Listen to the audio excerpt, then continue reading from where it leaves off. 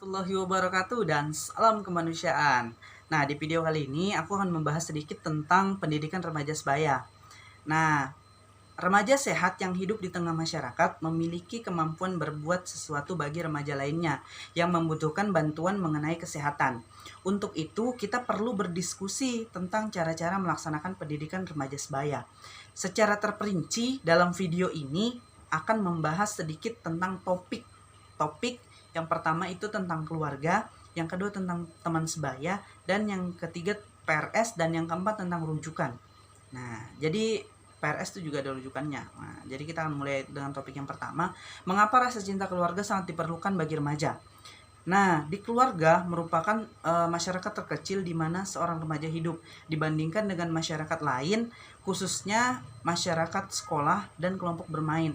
Dalam keadaan normal, remaja tinggal paling lama dalam keluarganya. Maka dari itu, keberhasilan remaja dan belajar dan mempersiapkan masa depan itu sangat bergantung pada keluarganya. Jadi gitu. Rasa cinta kepada keluarga menjadi perekat bagi tumbuhnya rasa tanggung jawab, kematangan, dan kecerdasan seseorang. Rasa cinta di antara anggota keluarga ditunjukkan dengan adanya rasa saling percaya, saling menghargai, saling bersikap jujur, dan saling terbuka antar anggota keluarga. Nah, jadi rasa cinta itu juga dicerminkan pada cara-cara berkomunikasi antar keluarga. Nah, kira-kira apa aja sih faktor yang menghambat komunikasi dalam keluarga? Jadi gini, setiap anggota keluarga memiliki pendidikan dan pengalaman sendiri-sendiri nih, pasti berbeda dong. Nah, pendidikan dan pengalaman itu disampaikan dalam pendapat dan sikap ketika menghadapi suatu hal atau masalah. Perbedaan pendapat dan sikap tersebut sebenarnya wajar aja kalau kita berbeda pendapat, ya kan? Nah, asalkan semua anggota keluarga saling menghargai pendapatnya, sikap anggota keluarga yang lain. Masalah muncul jika orang tua cenderung menganggap mereka sudah lebih dewasa dan kaya pengalaman, sementara itu anak-anak juga dalam kurun waktu remaja. Jadi gini, adanya perbedaan pendapat sering terjadi apa yang layak dikerjakan. Nah, jadi gitu. Nah, komunikasi antar remaja itu sangat penting nih dengan orang tua serta anggota keluarga lain, seringkali lebih sulit.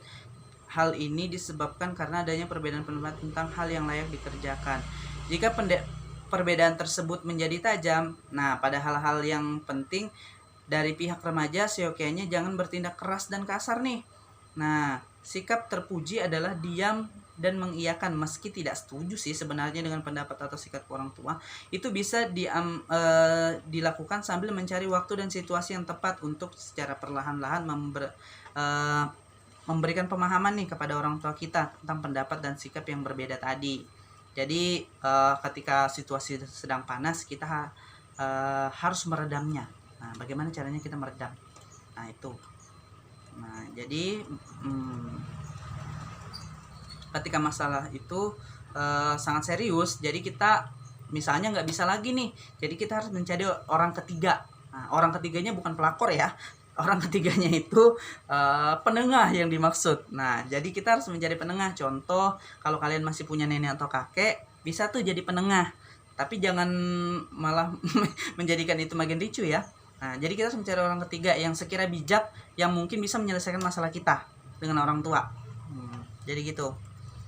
Nah, sekarang kita setelah keluarga ya, kita akan membahas sedikit tentang teman.